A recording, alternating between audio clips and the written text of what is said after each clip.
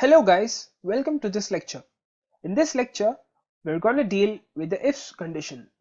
So let me take an example. So before getting into the if statement, I would like to tell you something about these relative operators. So let me bring up my notepad for that. So here we have.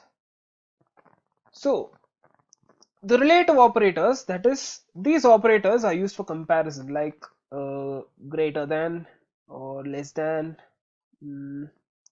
equal to. So in Python, the equal to is used in this way, that is, you have to use the equal symbol twice, and next greater than or equal to, less than or equal to, and inequality, that is not equal to.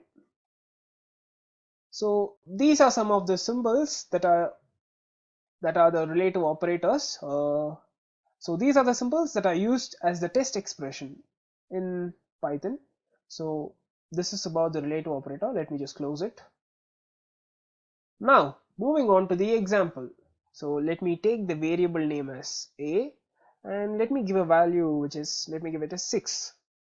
Now let me explain the syntax of the if statement.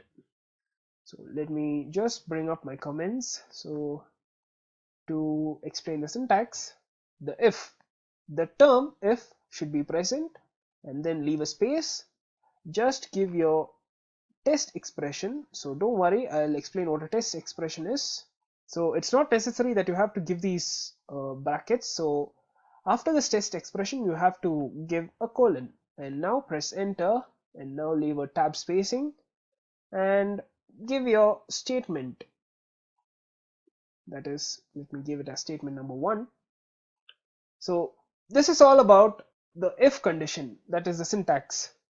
So the next statement is not necessary, so this won't come under the if statement. So I'm using this since I'm using the example.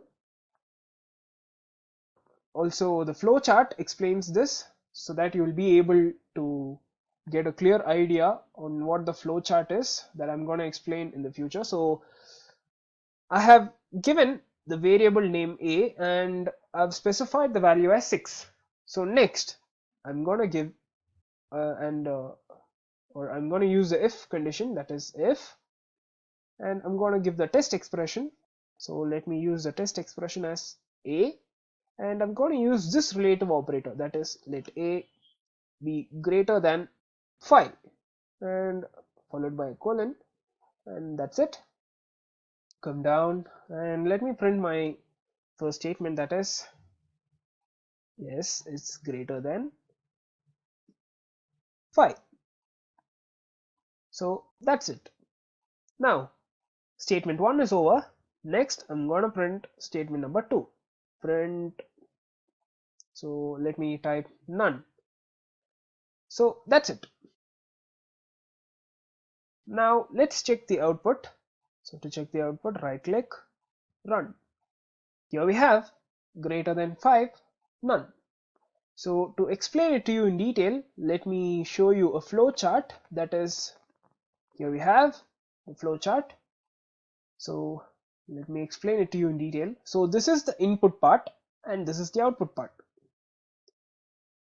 So first, a equal to 6 comes inside.